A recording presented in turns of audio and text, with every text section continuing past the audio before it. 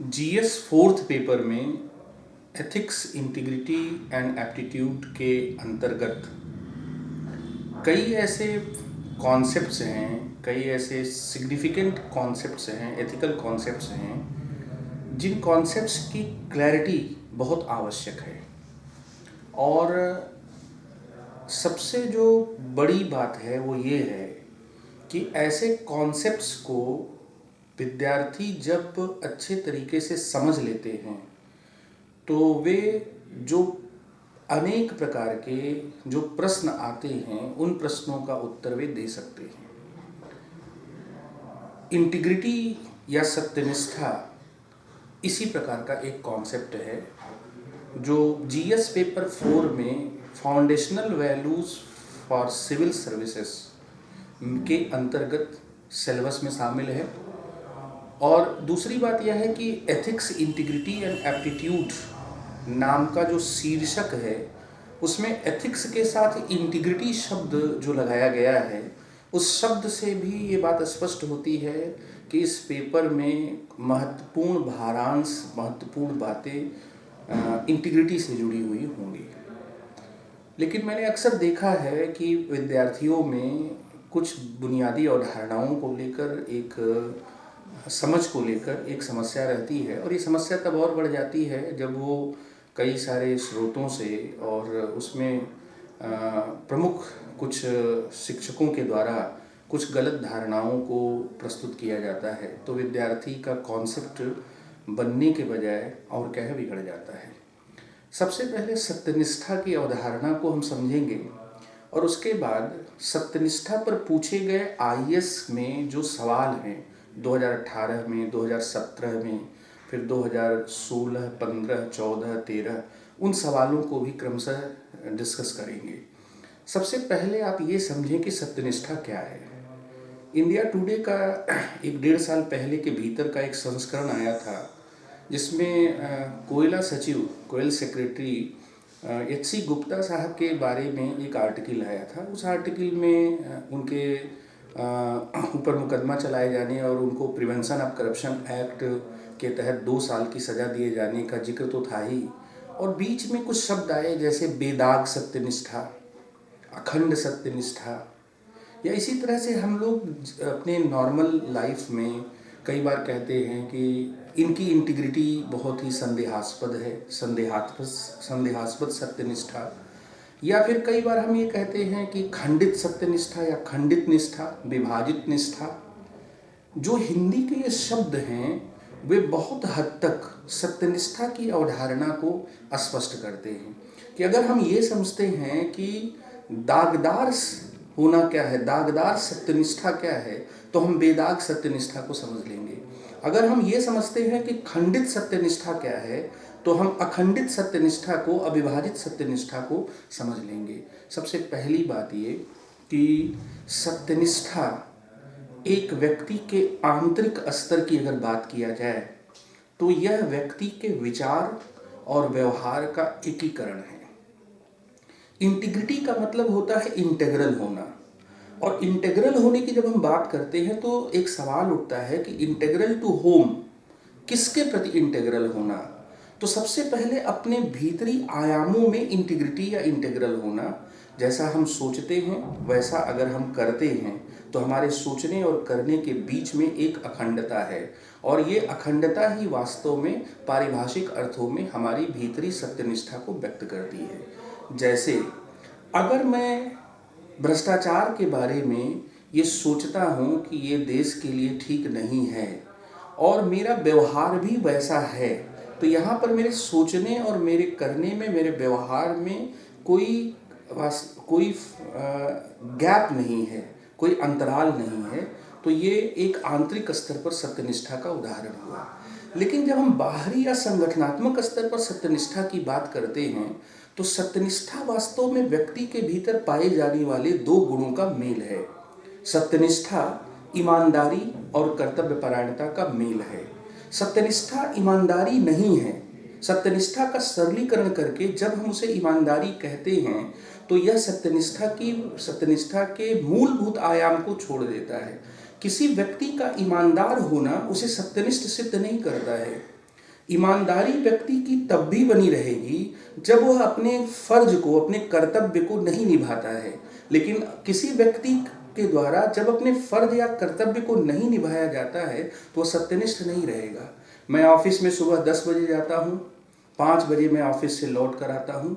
मैंने सुबह 10 बजे से लेकर 5 बजे तक 1 पैसे की रिश्वत नहीं ली। मैं ईमानदार हूँ। लेकिन क्या मैं सत्यनिष्ठ हूँ? नहीं। मैं सत्यनिष्ठ तभी रहूँगा जब मैं अपने ऑफिस में जो मुझे ड्यूटीज़ दी गई हैं उन ड्यूटीज़ को मैं करूँ। अगर मैं अपने ऑफिशियल ड्यूटीज़ को, अगर मैं अपने पदीय कर्तव्यों को, अगर मैं अपने पब्लिक ड्यूटीज़ को, ऑर्गेनाइजेशनल ड्यूटीज़ को ईमानदारी के साथ डिस्चार्ज करता हूँ, परफॉर्म करता हूँ, तो मैं सत्यनिष्ठ हूँ। इसका मतलब कि मैं अगर जब रिश्वत नहीं लेता हूँ तो ईमानदार तो होता हूँ, लेकिन इससे ये सिद्ध नहीं होता कि मैं सत्यनिष्ठ हूँ। दरअसल सत्यनिष्ठा ईमानदारी और कर्तव्य परायणता का मेल है। सत्यनिष्ठा, और जब हम कहते हैं कि ईमानदारी और कर्तव्य परायणता का मेल है, तो ईमानदारी और कर्तव्य परायणता दरअसल अपने सांगठनिक हितों या सार्वजनिक हितों के संदर्भ में होनी चाहिए। तो सत्यनिष्ठा को सबसे पहले ईमानदारी से हम उसको डिफरेंट करें या उसके डिफरेंस को समझें। अकेली ईमानदारी सत्यनिष्ठा नहीं है। दूसरी बात ये कि सत्यनिष्ठा का अंग्रेजी पर्यायवाची इंटीग्रिटी होता है, और एक और शब्द हम प्रयोग करते हैं प्रॉबिटी। इंटीग्रिटी और प्रॉबिटी ये दोनों एक जैसी अवधारणाएं नहीं हैं। सार्वजनिक जीवन में ईमानदारी, प्रॉबिटी का हम अनुवाद करते हैं, और इंटीग्रिटी का अनुवाद हम अखंडता भी करते हैं, सत्यनिष्ठा भी करते हैं, और कई बार ईमानदारी भी लूज सेंस में कर देते हैं। जैसे 2014 के पेपर में इंटीग्रिटी का अनुवाद आईएएस के पर्चे में ईमानदारी किया गया। लेकिन इस बात को समझना बहुत ज़रूरी है कि इंटीग्रिटी और प्रॉबिटी में फ़र्क होता है। इंटीग्रिटी में मैं जज किया जा रहा हूँ। इंटीग्रिटी में मेरे व्यवहार बर्ताव को देखा जा रहा है। प्रॉबिटी में सार्वजनिक विषयों के बारे में मेरे विचार क्या हैं वो जज किए जा रहे हैं। प्रॉबिटी में मेरे थॉट्स को जज किया जा रहा है कि लड़कियों के स्कूल नहीं जाने की एक समस्या है जिसका सामना मैं एक शिक्षा अधिकारी के पद पर होने के कारण कर रहा हूँ, तो ये मेरी प्रॉबिटी को चेक करेगा कि पब्लिक लाइफ में जो प्रॉबिटी है कि मेरे विचार क्या है इसको चेक करेगा। ये मेरी इंटीग्रिटी को चेक नहीं करेगा। तो इंटीग्रिटी और प्रॉबिटी में भी क्या होता है, फर्क होता है। और अगर हम सत्यनिष्ठा को इस आधार पर समझें कि सत्यनिष्ठा धूमिल कैसे होती है, सत्यनिष्ठा समाप्त कैसे होती है, तो हम सत्यनिष्ठा की ज़्यादा बेहतर अवधारणा बना पाएंगे। सत्यनिष्ठा धूमिल होती है जब मैं किसी भी फाइनेंशियल ऑब्लिगेशन या नॉन फाइनेंशियल ऑब्लिगेशन के लिए काम करता हूँ तो मेरी सत्यनिष्ठा धूमिल होती है, क्योंकि तब मैं पब्लिक इंटरेस्ट के लिए काम नहीं कर रहा हूँ। मैं हो सकता है कि अपने पर्सनल इंटरेस्ट या इंडिविजुअल इंटरेस्ट को मजबूत बनाने के लिए, उसको साधने के लिए काम कर रहा हूँ। सत्यनिष्ठा तब भी मेरी दागदार हो जाती है, तब भी संदेहास्पद हो जाती है जब मैं सार्वजनिक हितों को छोड़कर अपने दोस्तों, अपने परिवार के लोगों, अपने मित्रों, दोस्तों, परिवार के लोगों, रिश्तेदारों के दबाव में, उनके पक्षपात की मांग में, उनके द्वारा जो भी फेवर की डिमांड की जाती है उनके आधार पर काम करता हूँ, न कि पब्लिक इंटरेस्ट के आधार पर। तो जब संयुक्त राष्ट्र संघ या जब नोलन कमेटी सत्यनिष्ठा को परिभाषित करते हैं और जब वो ये कहते हैं कि holder of public office should not place themselves under any financial or other obligation to outside individual or organization that might influence them in the performance of their official duties। तो इससे स्पष्ट होता है कि नोलन कमेटी सत्यनिष्ठा को किसी organisation में काम करने वाले व्यक्ति के परफॉर्मेंस को प्रभावित करने वाले कारकों से परिभाषित कर रही है।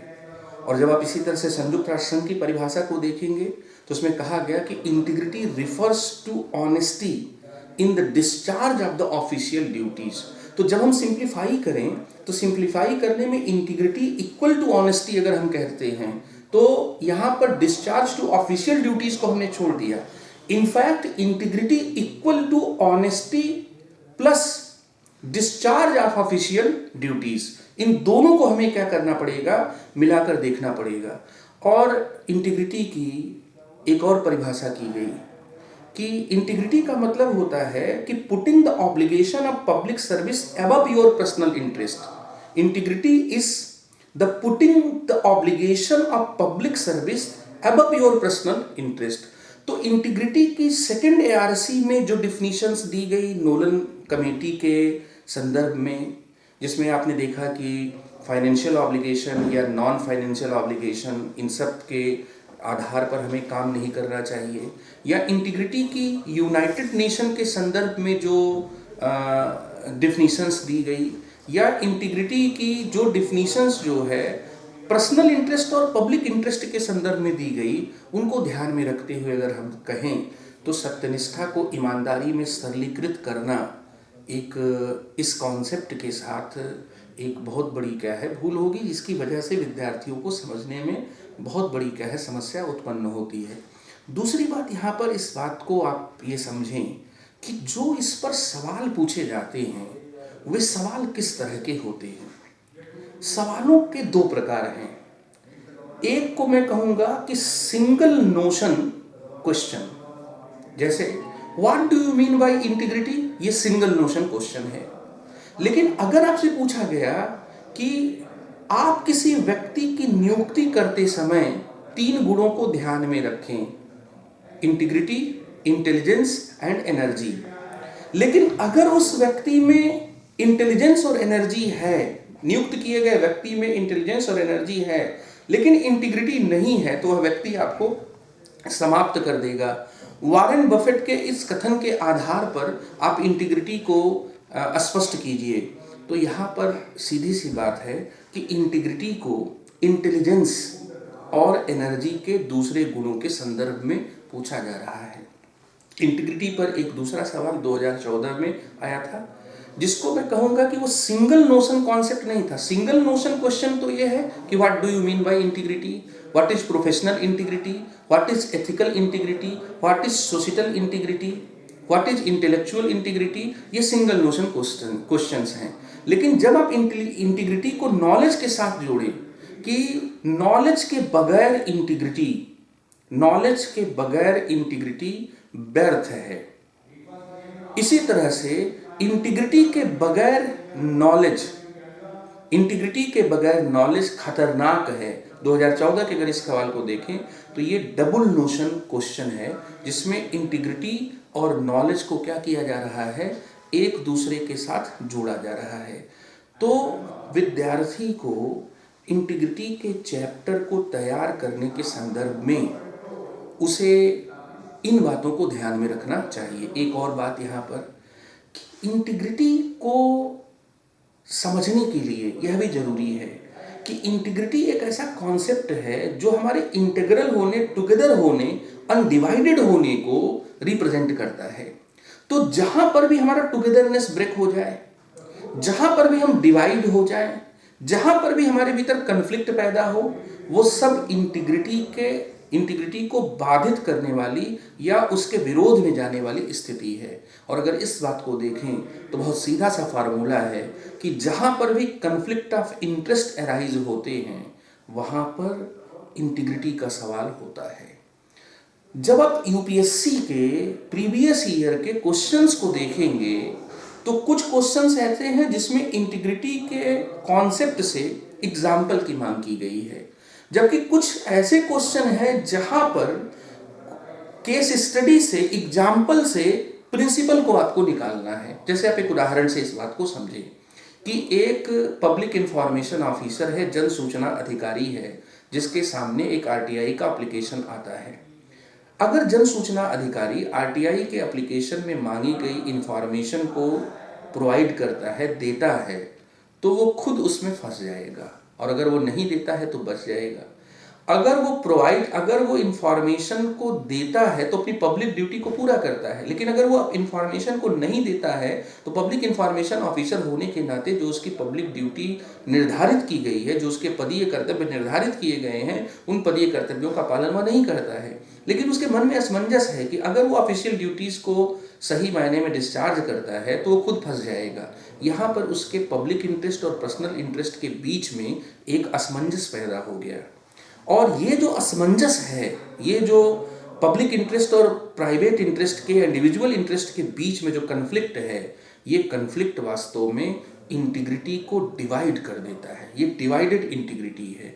इसलिए इस तरह की जो केस स्टडी है वो दरअसल आपकी इंटीग्रिटी को चेक करने के लिए दी जाती है। तो आंसर में आपको लिखना पड़ेगा कि दिया गया मामला हितों के टकराव का मामला है और इस मामले में सार्वजनिक हित और निजी हितों का टकराव हो रहा है।